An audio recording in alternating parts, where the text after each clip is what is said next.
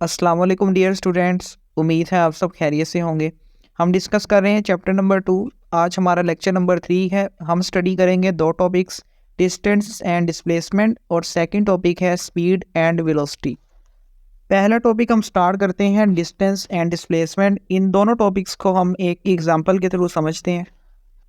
आपके सामने मैंने इस डायग्राम में दो जगह शो की हैं, एक है आपका घर और दूसरा है आपका स्कूल। अब आपने अपने घर से स्कूल तक जाना है तो आपके पास कई ऑप्शंस हैं कि आपने किस रास्ते से जाना है। एक तो ये सीधा रास्ता है जो कि आपके घर से स्कूल तक डायरेक्ट जा रहा है। इसके अलावा और भी कई रास्ते हो सकते हैं, जैसे एक रास्ता है ये वाला, या एक रास्ता ये भी हो सकता है।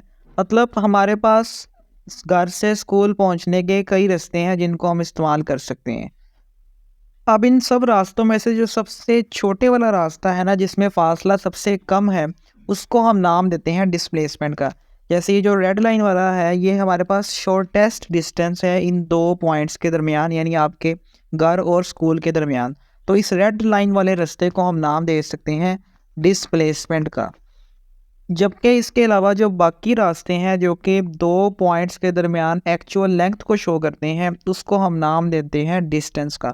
तो आपके पास ये जो बाकी रास्ते हैं, इसको हम नाम दे देंगे डिस्टेंस का, क्योंकि ये हमें एक्चुअल लेंथ बता रहे हैं आपके होम और स्कूल के दरमियान। तो यहाँ से हमारे पास दो कंसेप्ट आ गए हैं कि डिस्प्लेसमेंट हम उस डिस्टेंस को कहेंगे जो शॉर्टेस्ट होगा किसी दो पॉइंट्स के दरमियान, जबकि जो दो पॉइंट्स के दरमियान हकीकी फासला है, एक्चुअल लेंथ है, उसको हम नाम देते हैं डिस्टेंस का। अब आपकी बुक में जो उसने टेक्स्ट लिखा हम उसको रीड करते हैं। वो लिख रहा है कि we know that motion is the action of an object going from one place to another और चेंज ऑफ पोजीशन। हमने मोशन के बारे में पढ़ा था कि जब कोई ऑब्जेक्ट एक जगह से दूसरी जगह पर जाता है या वो अपनी पोजीशन को चेंज करता है, तो इस चीज़ को हम नाम देते हैं मोशन का। The length between the original and the final position may be measured in two ways as either distance or displacement. अब जो ऑब्जेक्ट ने अपनी पोजीशन को चेंज किया, यानी जिस पोजीशन पर वो पहले था उसको हम नाम देते हैं ओरिजिनल पोजीशन का, और जहाँ पर मूव करके पहुँचा है उसको हम नाम देते हैं उसकी फाइनल पोजीशन का।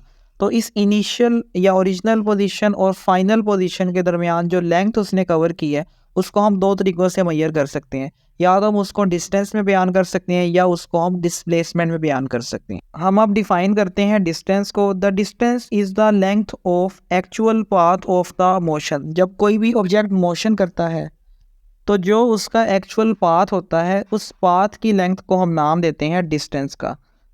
जैसे सपोज एक ऑब्जेक्ट यहाँ से स्टार्ट हुआ है ए पोजीशन से, अब वो मूव कर रहा है और वो पहुँचा है इस बी पोजीशन तक।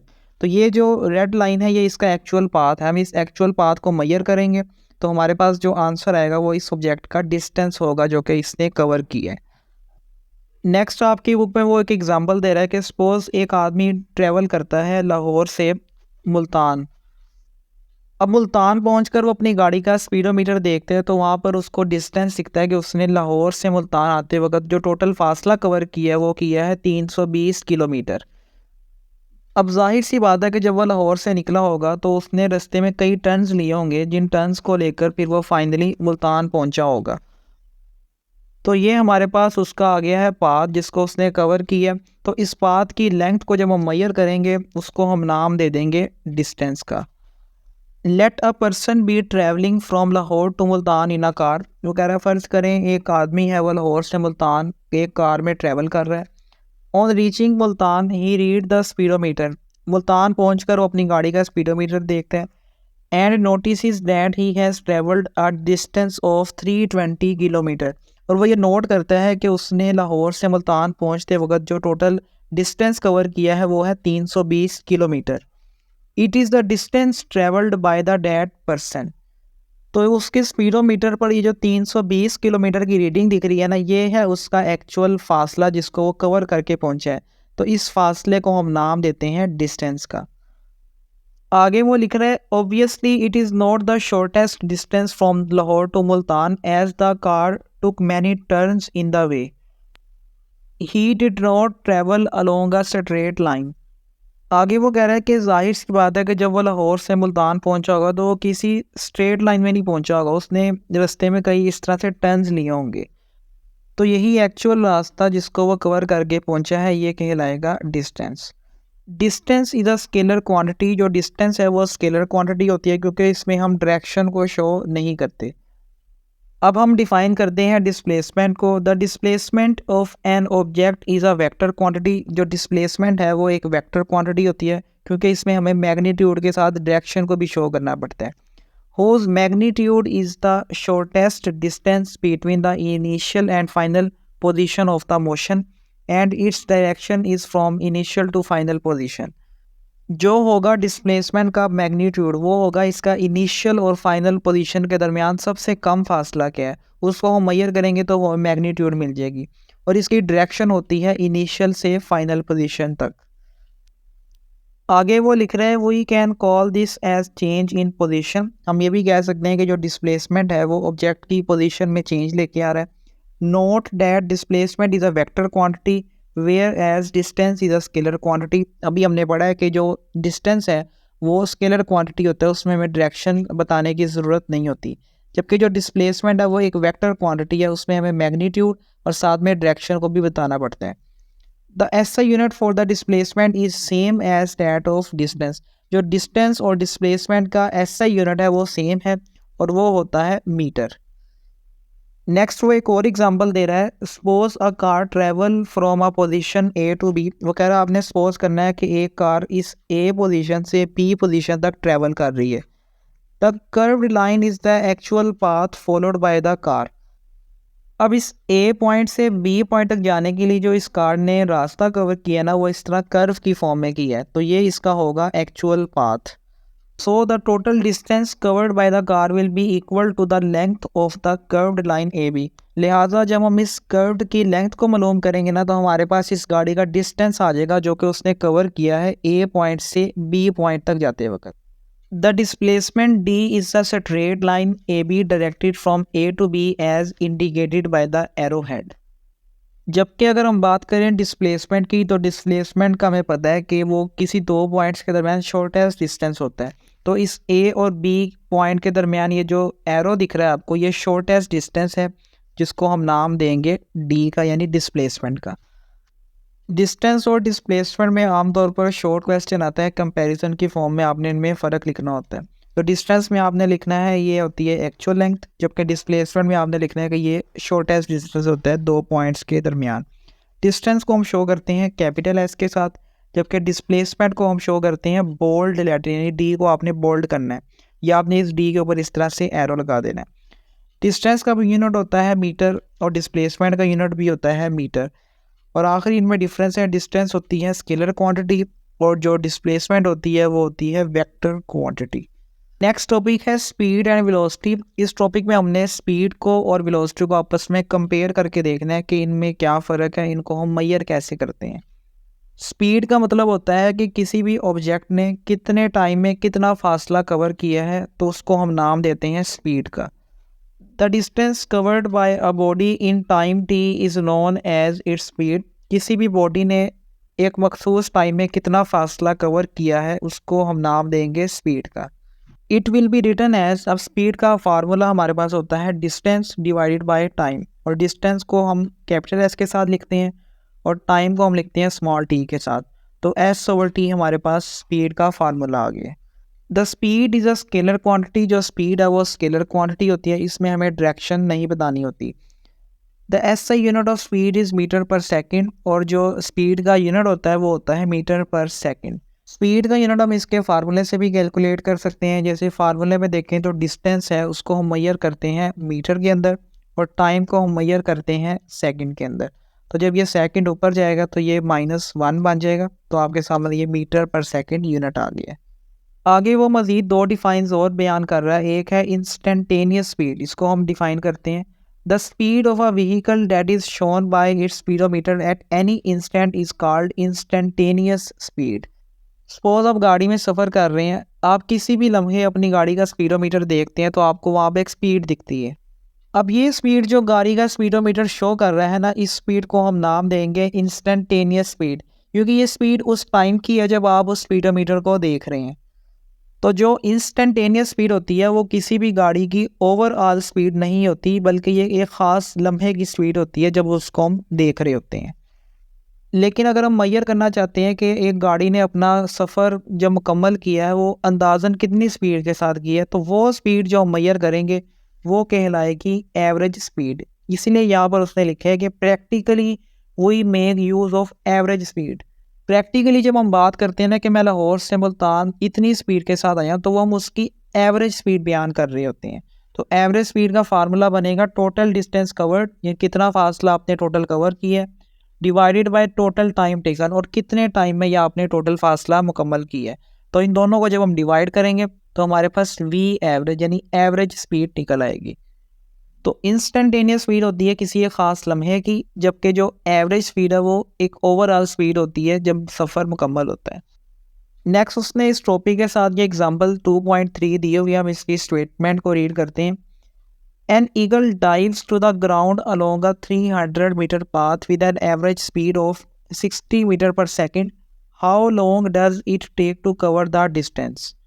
वो कह रहा है कि एक ईगल है, उस ईगल ने ना डाइव किया है ग्राउंड की तरफ, तो ग्राउंड तक आते आते जो उसने ये डिस्टेंस कवर किया है ना वो है 300 मीटर का, और जो उसकी एवरेज स्पीड रही है ना वो रही है 60 मीटर पर सेकंड। तो हमारे पास यहाँ पर दो चीज़ें आ गई हैं, एक उसका आ गया है टोटल डिस्टेंस कवर्ड जो कि है 300 मीटर, और दूसरा उसने हमें एवरेज स्पीड दे दी है जो कि है 60 मीटर पर सेकंड। अब हमसे पूछ रहा है कि उसने कितने टाइम में ये फासला मुकम्मल किया है, आपने वो टाइम मेजर करना है, तो टोटल टाइम देकर हमने फाइंड करना है। फार्मूला हमने पढ़ लिया है एवरेज स्पीड का भी, जो कि होता है total distance cover divided by total time taken. तो इसको हम रीअरेंज कर लेंगे ताकि हमें टाइम मिल सके। तो डिस्टेंस को हम एवरेज स्पीड पे डिवाइड कर देंगे। डिस्टेंस था हमारा 300 मीटर और एवरेज स्पीड है हमारी 60 मीटर पर सेकेंड। तो इनको जब हम डिवाइड करेंगे हमारे पास टाइम निकल आएगा 5 सेकेंड। स्पीड के बाद अब हम डिस्कस करते हैं वेलोसिटी को। The speed of an object does not tell anything about the direction of motion. वो कह रहा है कि जब हम किसी भी ऑब्जेक्ट की स्पीड की बात करते हैं ना, तो उसकी स्पीड से हमें उस ऑब्जेक्ट की डायरेक्शन का नहीं पता लगता कि वो किस डायरेक्शन में मूव कर रहा है।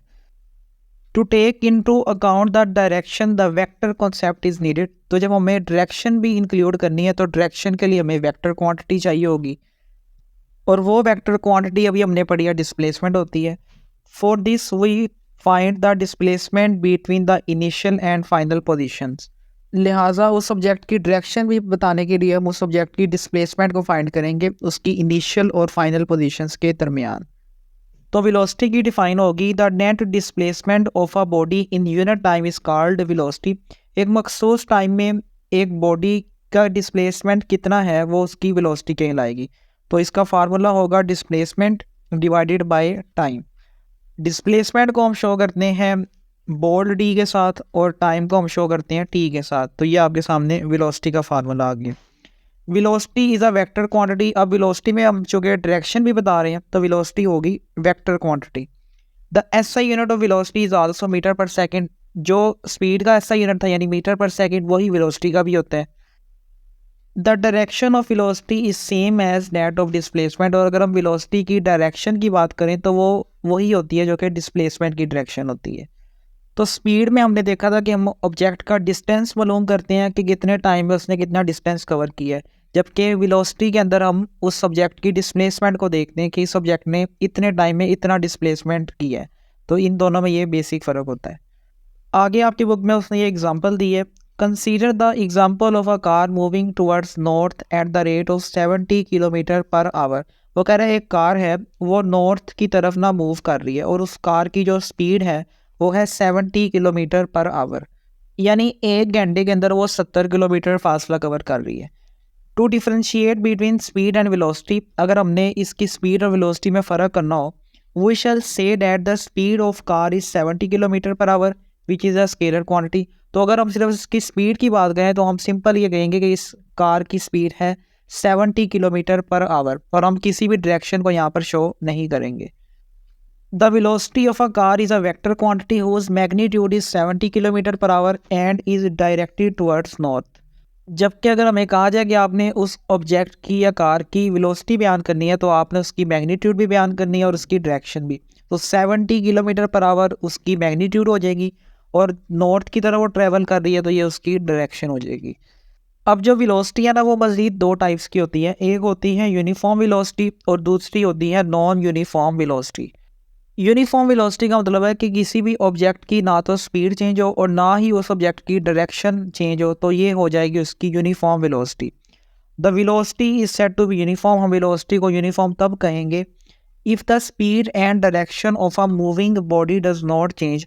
अगर कोई बॉडी मूव कर रही है तो उसकी ना डायरेक्शन चेंज हो और ना ही उसकी स्पीड में कोई चेंज आए। जैसे एक कार है वो इस ए पॉइंट से मूव कर रही है बी पॉइंट की तरफ। अब यहाँ पर उसकी डायरेक्शन चेंज नहीं हो रही, बिल्कुल स्ट्रेट है। और अगर उसकी स्पीड भी यहाँ पर 30 मीटर पर सेकंड है और ये भी चेंज ना हो, तो इस ऑब्जेक्ट की हम वेलोसिटी को कह देंगे कि ये यूनिफॉर्म वेलोसिटी है।